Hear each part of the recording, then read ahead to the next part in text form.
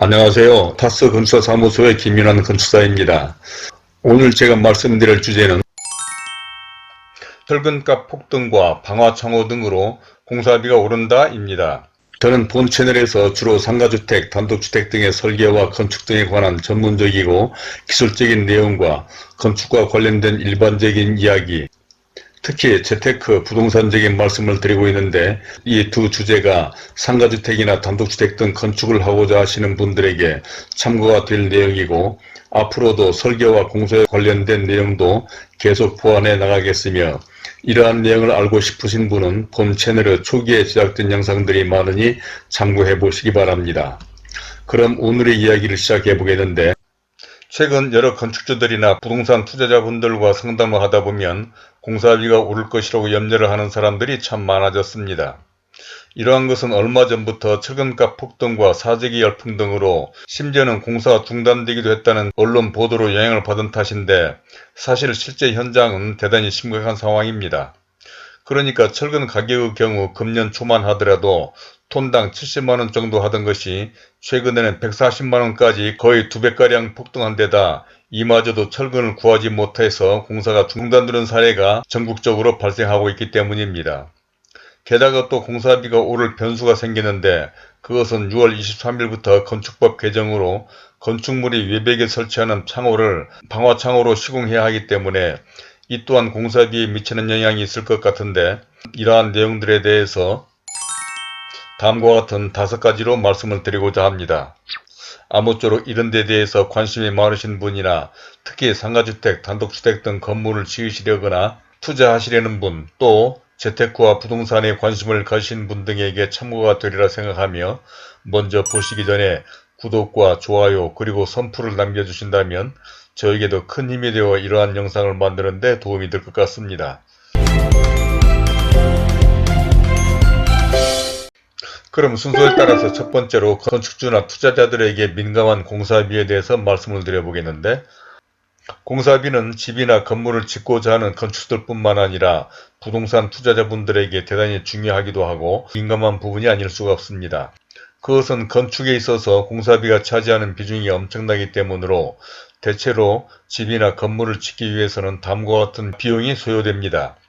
우선 건축을 하기 위한 땅값과 설계 의도 구현비를 포함한 설계비, 각종 감리비, 공사비, 그리고 취득세와 등록세 등 세금이 필요한데, 이 가운데 가장 큰 비중을 차지하는 것은 땅값과 공사비로 이 두 비용은 전체 사업비의 대부분을 차지할 정도인 것입니다. 그러니까 대체로 공사비는 건축물의 종류와 규모에 따라 수억 원에서 수백억 원에 이르기 때문에 건축주나 투자자들이 민감하고 중요하게 생각하지 않을 수가 없는 것이죠. 다음 두 번째로는 공사비의 구성 요소들에 대해서 설명드려 보겠는데, 그러면 이렇게 관심이 많은 공사비는 어떻게 구성되고 또 최근 폭등하고 있는 철근을 비롯한 각종 공사 자재비가 차지하는 비중을 살펴보도록 하겠습니다. 이를 위해서는 앞으로 여러분들도 시공업체를 선정하기 위해서 이러한 공사 내역서를 시공업체들로부터 받아보게 될 텐데, 어느 상가주택 공사에 대한 공사 내역서로 이 공사비의 구성과 자재비가 차지하는 비중에 대해서 설명해 보도록 하겠습니다. 공사비는 대체로 이러한 순공사비와 관리비 및 회사 이윤 그리고 부가세로 구성되고, 공사비의 대부분을 차지하는 이 순공사비에는 그 공사에 소요되는 재료비, 노무비, 그리고 각종 보험료와 안전관리비를 포함한 경비가 필요합니다. 또한 공사를 하기 위해서 소요되는 재료비와 노무비는 전체 공사비의 대부분을 차지하는데, 이 가운데 재료비가 차지하는 비중은 대체로 전체 공사비의 50% 내외 정도로 재료비는 공사비에 큰 영향을 미치는 것이죠. 그리고 최근 철근 가격이 위에서 설명드린 바와 같이 톤당 70여만원 하던 것이 140만원으로 거의 2배 이상 껑충 뛰어 올랐는데, 이 공사의 경우에 실제 어느 정도 가격이 올랐는지 살펴보면, 이 공사에서는 총 88톤의 철근이 필요하고, 이 공사 내역서를 작성할 당시 톤당 가격이 72만원으로 견적 당시에는 총 6,300여만원이었는데 2배가 올랐으니 철근 가격만으로도 6,300여만원이 증가된 셈이 되는 것입니다. 다음 세 번째로는 자재비가 상승하는 요인에 대해서 설명드려 보겠는데, 이와 같은 자재비의 상승은 비단 철근값만이 아닙니다. 철근과 같이 폭등은 하지 않았지만 공사에 필수적인 철강, 레미콘, 목재, 시멘트 등이 원 부자재 가격 상승, 물류비 증가, 원화 강세 등으로 가격이 오르기 때문인 것입니다. 그런데 이같이 자재비가 상승하는 요인은 최근 코로나19가 종식될 것이라는 기대로 국내뿐만 아니라 해외에서도 공사 물량이 증가하는 데다 특히 중국산 철근 수입의 급감 및 수입 단가 급등에 최근 현대제철 당진 공장 가동 중단 등으로 철근 가격이 폭등한 것입니다. 이 같은 각종 건설자재 가격이 오르는 것은 건설비 상승으로도 이어지고 건설공사에 투입되는 재료비와 인건비 등 순공사비가 크게 오르는 것인데,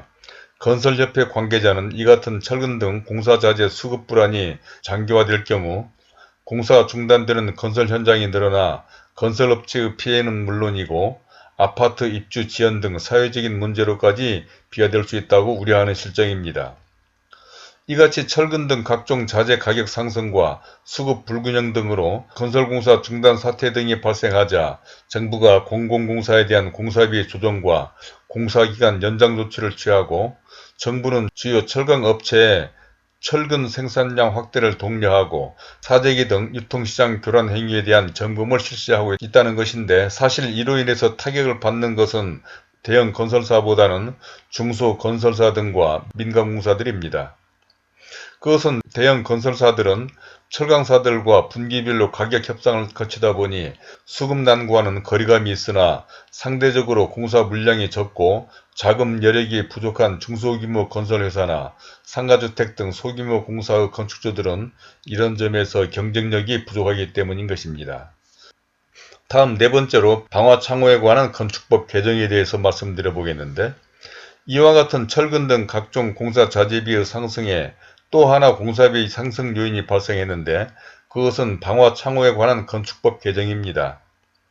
이는 다가올 6월 23일부터 건축허가를 신청하는 공사에 시행될 예정으로 일정 규모 건축물의 외벽에 설치하는 모든 창호를 방화창호로 방화 성능을 강화한 창을 설치해야 한다는 것입니다.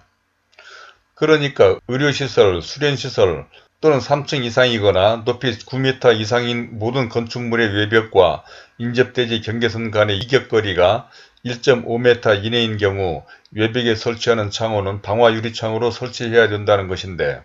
이는 상가주택, 다가구주택, 다세대주택 등 최근 일반 서민들이 건축하는 대부분의 소규모 건물의 경우에도 이에 해당되는 것으로, 이로 인해서 이러한 건축물의 공사비가 증가가 예상이 되는 것입니다. 물론 이러한 법 개정으로 인해서 증가될 창호공사비는 철근공사와는 달리 대지 조건과 설계하기에 따라 큰 영향이 없을 수도 있습니다. 그러니까 아직 이에 관련한 건축법 시행 규정이 확정되지 않아 명확하게 단정지어 말할 수는 없으나, 이와 같은 코너 부지의 경우 설계하기에 따라 인접대지 경계선과 1 내지 1.5m 이내에 해당되는 외벽은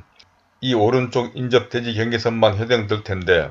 그것은 이 부분은 도로이고 또 이 부분은 주차장 설치로 1.5m 이상 이격되므로 사실 이런 건물의 경우에는 오른쪽 대지 경계선 부분에 이 창만 해당되기 때문에 개정되는 방화창으로 인한 공사비의 증가는 그리 크지는 않을 것입니다. 또한 설사 전체 건물의 창호가 이에 해당된다 하더라도 실제 상가주택과 같은 건물의 창호 공사비는 대략 5 내지 7천만원 수준으로 방화창호로 개정된다 하더라도 창호공사에 관한 재료비에 증가되는 공사비는 그리 큰 수준은 아니리라 예상되기 때문인 것입니다.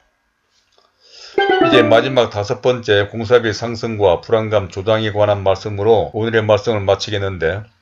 사실 공사비에 영향을 미치는 각종 자재비와 인건비는 매년마다 상승해 왔습니다. 이는 비단 건설자재나 인건비만 해당되는 것이 아니라 모든 물가나 인건비가 매년 하락하기보다는 상승하는 것이 일반적인 추세인데,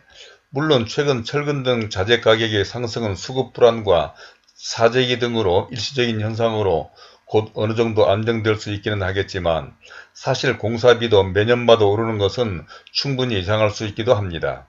또한 곧 시행될 예정인 방화창호 등과 같은 관련법과 규정은 화재 사건이나 최근 광주에서 발생한 재개발 현장의 철거공사에서의 대형 사고와 같은 사회적 변화로 계속 강화될 것은 명확관화한데,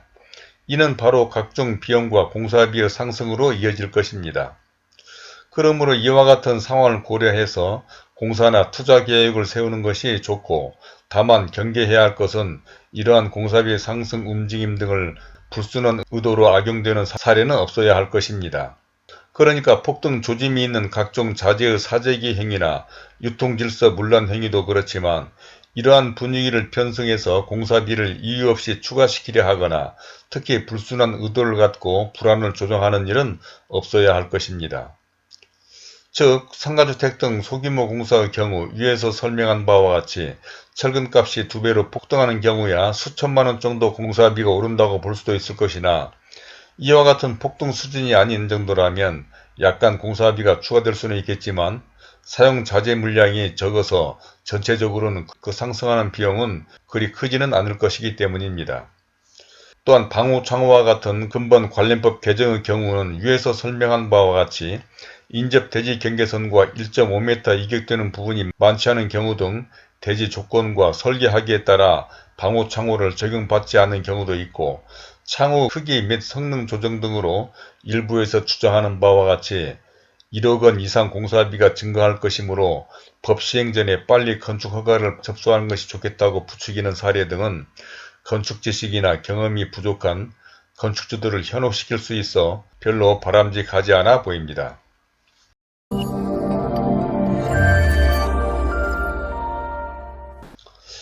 자, 지금까지 철근값 폭등과 방호 청화 등으로 공사비가 오른다 등에 대해서 첫 번째로 건축주나 투자자들에게 민감한 공사비, 두 번째로는 공사비의 구성 요소들, 세 번째로는 자재비가 상승하는 요인, 네 번째로는 방화 창호에 관한 건축법 개정, 마지막 다섯 번째로 공사비의 상승과 불안감 조장 등에 대해서 말씀을 드려봤습니다. 사실 공사비나 물가 상승 등은 집을 지으려는 건축주나 투자자는 말할 것도 없고 그 누구에게나 바람직한 일은 결코 아닙니다. 그러나 위에서도 잠깐 언급한 바와 같이 최근 철근 가격과 같이 일시적인 가격의 폭등은 바람직하지는 않지만, 매년마다 오르는 물가와 인건비 그리고 사회적 변화로 인해서 매년 강화되는 관련법으로 공사비가 오르는 것은 어쩔 수 없는 상황이고, 특히 방화 창호 등으로 인한 방화자재 사용, 화재와 지진 등으로 인해서 피로티 구조 건물의 구조 감리,